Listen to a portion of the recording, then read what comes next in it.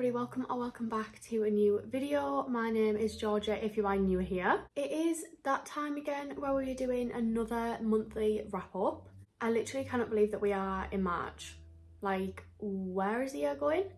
I am obviously pleased about it because I'm such a summer girly, and the fact that it is light and it's getting a tiny little bit warmer and it's not literally pitch black all day is doing wonders for my serotonin, but I just can't believe that we're in another month. Anyway, I thought that I would do a wrap up of the books that I read in February and also talk you through some of the books that are on my March TBR. Let's just get into it.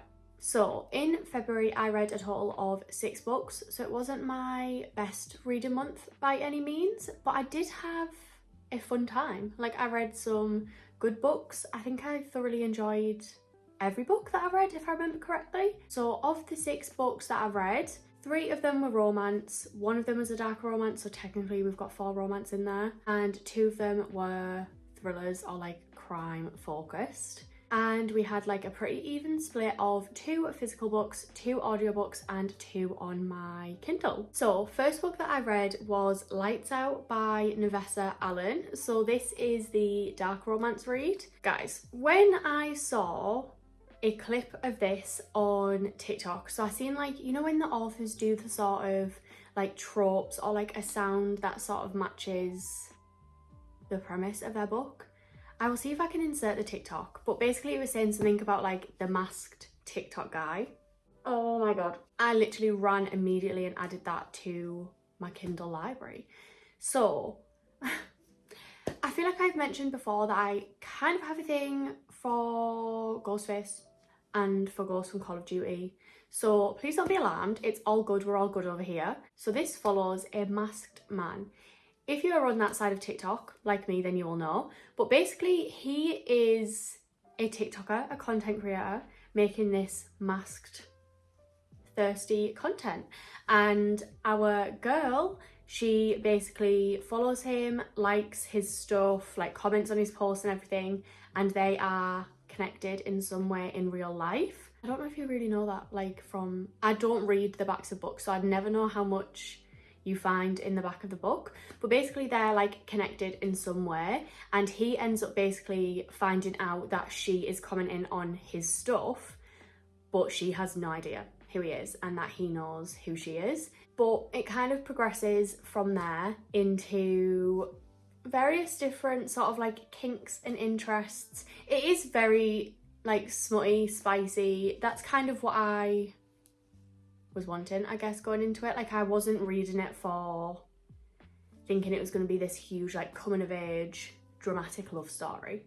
It was just a fun little time. I don't actually know what I rated this, but I think I would go with like a 3.75 because I did enjoy it. Like I said, it gave me exactly what I needed at that time because I was actually just coming off the back of finishing Throne of Glass.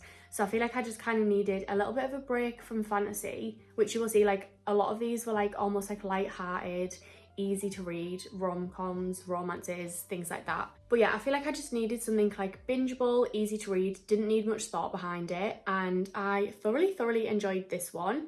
Obviously, like, the couple wasn't necessarily like my favourite. Like, I'm not going to think about them in terms of like favourite couple and they had this amazing connection, and I wasn't necessarily like invested in them as a couple, in the plot, whatever. We did have like a little side plot going on that ended up involving like murder, which, okay, cool. I don't know how we ended up here. So I would actually read the trigger warnings. Obviously it is a dark romance, but I would check those before you go into this book.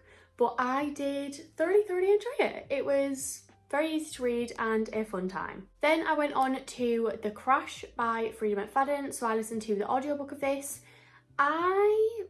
Honestly, all of Freida McFadden's books kind of blend into one. She is one of those authors that I will pick up, but I know that I'm never really going to love the book.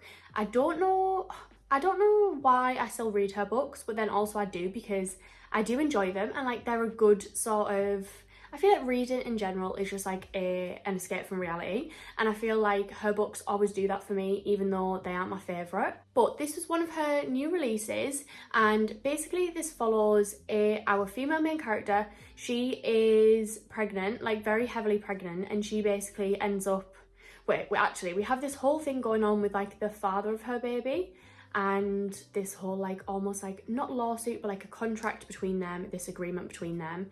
And then she is basically going on a road trip to go and visit her brother, I think it is, and she ends up getting into a car accident, hence the crash.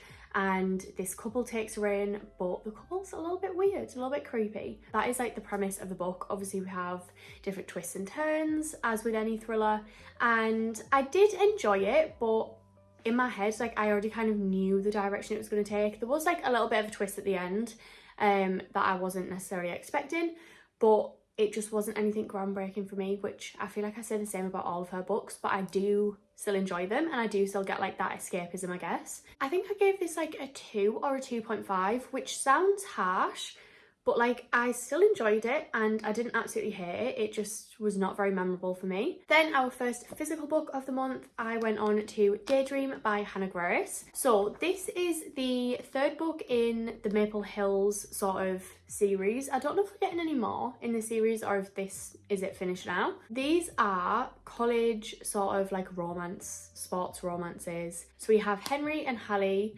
Henry we have seen in previous books before. Hallie, I don't think we've seen in any of the books before, but yeah, it basically follows those. I really, really loved this. This is my favourite of this little series by a mile. Like when I read the other two, I enjoyed them. Like they are easy to read, rom-com, little bits of smut, like they're great, very easy to read. But this one, I just felt so seen by both of the characters. Like I kind of went into it thinking I'm gonna resonate with Hallie, which I completely did, but I also felt the same with Henry. So Hallie is our oldest daughter. If you will know anything about me, it is that I feel like I am the embodiment of an eldest daughter, and she is very much a people pleaser, very much relied on by her family. She is like the family manager, and she struggles with sort of like branching out, making friends and putting herself first, honestly. So I feel like her character really, really resonated with me. But then we get Henry as well, who is, he's our neurodivergent king. So we sort of get little bits of that in the other books, but obviously this is from his perspective and we get sort of like his point of view when he's going through those things. There is sort of like a note at the beginning just saying that like this isn't going to touch on a diagnosis or his sort of want for a diagnosis, I guess, which I actually did really appreciate and really like. But I loved the representation in this, even just little things that like I do that previously I would have been like, why do I do that? Why am I so like... I just felt so seen by both of these characters. It was literally like my qualities or things that I've like struggled with, things that I've experienced were like plucked out and put into each of these characters. It was really weird, but I really enjoyed it. And I don't even think I've touched on how they met, but basically they go to the same college. Hallie is setting up a book club and she meets some of the girls that we have seen in the previous books, and that is where like Henry comes in. But she basically starts like tutoring him or helping him with one specific class, but they just become friends. Like, oh my god, Friends to Lovers is going to do it for me every single time. I love a Friends to Lovers read, and oh, when you can kind of like see the lines getting blurred and you know that they feel for each other so deeply, but they almost either can't see it or like don't want to admit it because they don't want to ruin the friendship, or... I just love a Friends to Lovers. There's literally one bit of this that is like so You Are in Love coded, the song by Taylor Swift, and she like says to him like, oh, you're my best friend, and guys, I died. Loved this. I think I gave it like a 4, but I think I would maybe bump it up. Just like when I'm speaking about it now, I'm like, oh my god, I loved this. Like I almost feel a little bit giddy. It was amazing. I absolutely loved it. I'd maybe bump it to like a 4.25, a 4.5. It wasn't quite like a 5-star for me, but I thoroughly enjoyed it, loved it. Then going back onto my Kindle, I actually read an arc. So this was The Stars Between Us by Tiara Stockham. I loved this book. Like, I went into this thinking, oh yeah, it'll be like a cutesy sort of little rom-com, which it very much was, but it had such like deeper themes that I was not expecting. So basically this follows B and August. The whole sort of like premise of this book is so different to anything that I've read before. So basically we have B, she is our female main character. She sort of like is responsible for her younger sister, and she's just kind of like going through the motions. She lives in like a cute little town. She works in a diner, and her whole kind of life revolves around that and revolves around feeling like she needs to be in charge and in control all of the time. And she's kind of like wondering, is there more to life? What is my purpose in life? She has goals that she wants to go after, but she almost feels like she can't do that and she can't put herself first. Enter August. So this is where like the whole thing gets so unusual, but like in such a wholesome way. August is basically sent from the universe, or like from the cosmos, to essentially help Bee discover her like true passion in life and her like what is her path, and discover like what makes her happy. But the gag is, when she sort of like achieves that, he's getting sent right back up there. I just loved this one. It felt so almost like raw. Like, we talk about grief, we talk about like little things about what it means to be human, because obviously August is learning literally how to be human. And it was one of those books that really sort of makes you appreciate the little things in life, and like all these things that obviously he has never experienced before, like making a coffee, like going to the beach, watching the stars, like picking flowers, all those little things that are like so mundane. I feel like it really just romanticized everyday life, and I loved that, and like what it means to be human. And so it was just so wholesome. Like, I absolutely loved it. Then we went on to another audiobook. I listened to Killjoy by Holly Jackson.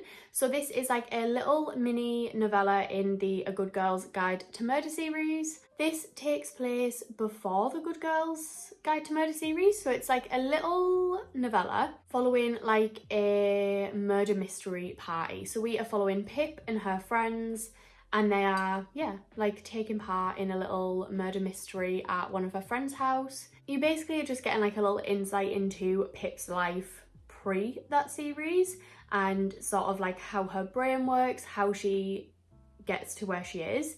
We get like little hints at the sort of case that we see in the first book, and I just really enjoyed it. It's only like a couple of hours long, but it was just very entertaining, very easy to get through. Obviously it is only short, so I think I maybe rated this like a 3, which for like a short novella is pretty good. I didn't have much to say about it. Then the last book that we have that I read in February was Deep End by Ali Hazelwood.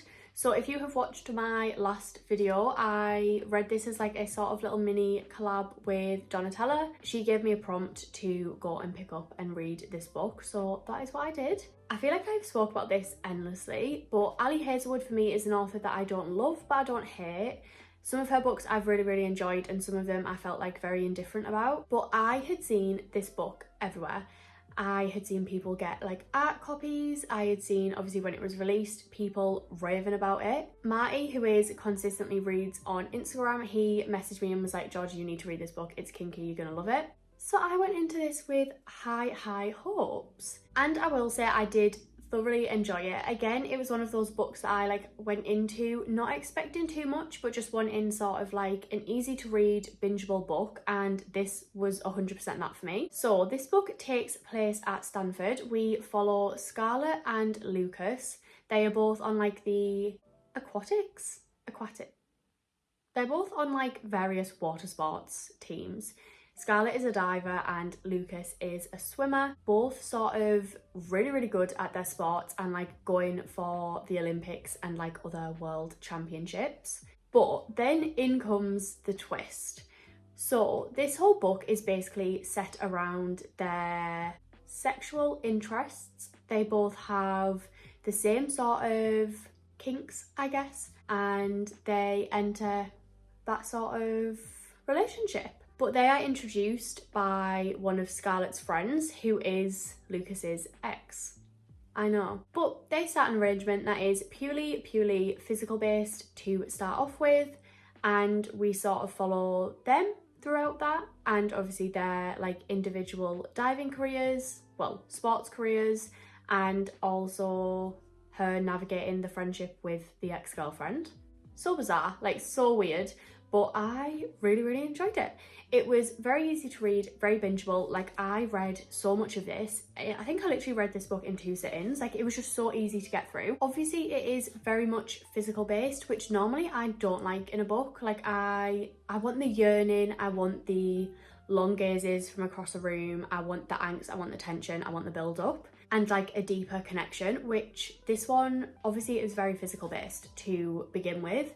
So I didn't think I was gonna like it as much, but because I knew that it was mainly physical based going into it, I feel like that didn't bother me too much. However, I will also say I expected this to be spicier. I don't know why. I think because of how people were talking about it, I expected there to be some crazy shit going on, and I wouldn't really say there was. But I did enjoy it. I think I'd probably sit around like a 3.5, 3.75. It is definitely up there with the books that I prefer of hers. But that wraps up my February reads. I thought I would just quickly show you some of the books that I am planning on reading in March. But I'm realising that I'm not really very good at setting TBRs and sticking to them. So maybe for April, I will start doing like an actual set TBR. But I've just been in my mood reading era, honestly. But I have picked 5 books to read in March. This is sort of like what is on my TBR.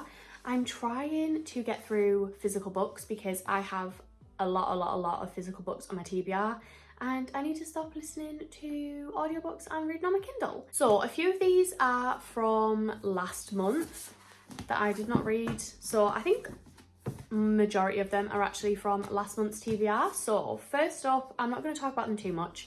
First up, I have Tuesdays with Maury.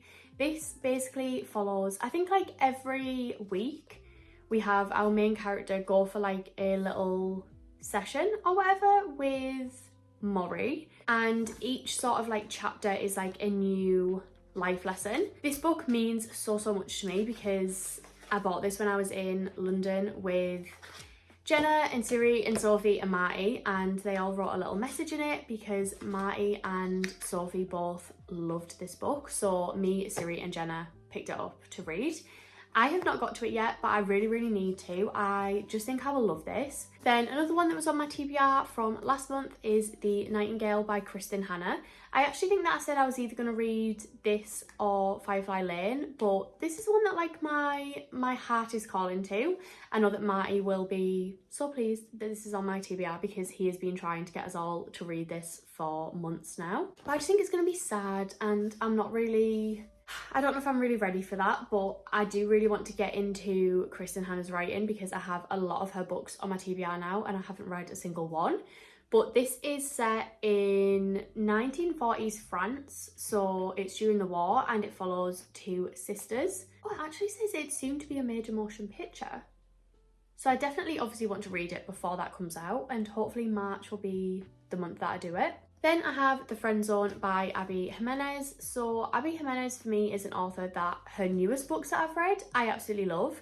Like I've read Just for the Summer, Yours Truly and Part of Your World, and I really enjoyed them. I love her writing, I love the men that she writes, I love the dynamics and relationships and the sort of life events that she writes. So I want to go through a few of her older books and read them, and I believe that this is like the first one.